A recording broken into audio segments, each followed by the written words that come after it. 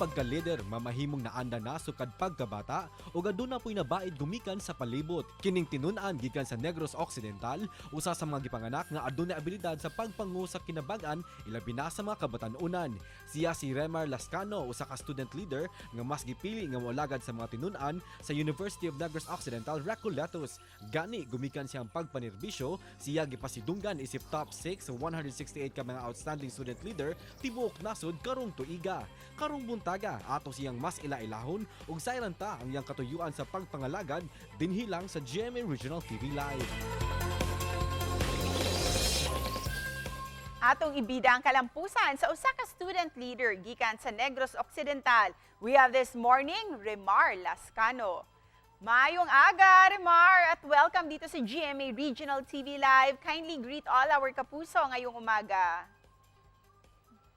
Maayong buntag mga kapuso, ako po pala si Remar Abilondon Lascano from the University of Negros Occidental Recoletos and taking up Bachelor of Science and Accountancy at ako ang inyong top 6 outstanding student leader of the Philippines 2022. Una sa lahat, congratulations Remar for your achievement. Can you share with us this milestone that you recently received? Thank you so much, Miss, and thank you to Mark Abella for this invitation. So, this outstanding student leader of the Philippines is a great opportunity for me because I am able to show to the rest of the Philippines that ang kabataan ay siya pa rin ang pag-asa ng bayan, and also bilang isang kabataan, dapat nating ipagpatuloy kung ano ang ating nasimulan gaya ng pagiging isang mabuting public servant. And it is also about our passion to serve and help our fellow Filipinos. And also this is also a platform for us to share the message of hope. As a student leader, what do you love about leadership and leading several people? For me, Miss, it is not just about leading, but it is also about I+, which is I promote, I sustain, I unite, and also I lead the Filipino people. It means that we are not just only promoting our advocacies, especially for me about the teenage pregnancy and HIV and AIDS, because it is very rampant nowadays, but also what makes me love to lead other people because I see that they keep on smiling if they are heard and they are part of our society. Going back sa recognition that you receive, ano ba yung criteria para mapili ka sa bilang isa sa mga 168 outstanding student leaders sa buong bansa?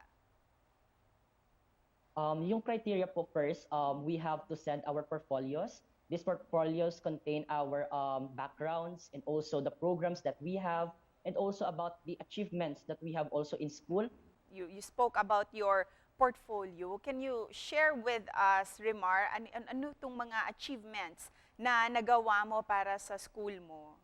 Nagawa ko po sa school since elementary is that I am promoting about environment, also promoting about the teenage pregnancy and also the HIV and AIDS because right now it is very rampant in our community. Para sa iyo, Remar, gaano ba kahalaga yung boses ng kabataan? Para sa akin po, pinakamahalaga ang boses ng kabataan. Sabi nga ni Dr. Rizal, ang kabataan ang siyang pag-asa ng bayan. It means po na dapat bilang kabataan, dapat nating i-mold ang ating sarili, dapat nating alamin kung ano yung ating passion at ang ating calling bilang isang kabataan, hindi lamang sa ating paaralan, kundi para sa ating komunidad. And we're very proud of what you have become and what you have achieved, not only for yourself, but for other people as well, Remar. Kaya naman, ano yung mensahe na gusto mong iparating sa ating mga kapuso, lalong-lalo na ang mga kabataan? Ang kapuso po ay naging inspirasyon din po sa akin kasi patuloy po silang tumutulong sa ating mga kapwa Pilipino. Kaya dapat nating ipagpatuloy ang ating pagbibigay at ang ating pagsiservisyo sa mga Pilipino. Dahil at para sa ating mga kabataan, huwag kayong matakot na sumugal sa public service at to become a student leader. Dahil wala po tayo dito, hindi po tayo matatalo, mananalo po tayo kapag tayo po ay magtutulong-tulungan. And to end this interview, may mensahe ka ba na gusto mong ipaabot sa ating mga kapuso? At sino yung gusto mong pasalamatan din? Gusto ko pong ipaabot sa ating mga kapuso na I am very grateful and I am very blessed that I am here today with you in GMA Regional TV Live. And also gusto ko pong pasalamatan first and foremost ay ang ating Panginoon because of all of the all of the opportunities and blessings binigay niya po sa akin. And then I would like to thank also about my family because they keep on supporting me, to my parents, to my lola, and also to my titos and titas, and to my manghol, and to my brother, and also to my cousins. So keep the turning torch in our heart to continue public service. And thank you so much for that much needed motivation. Dagang salamat at congratulations sa iyo, Rimar. Thank you, Ms. Cecil. So, daghang salamat kaninyong tanan. Thank you, GMA Regional Live.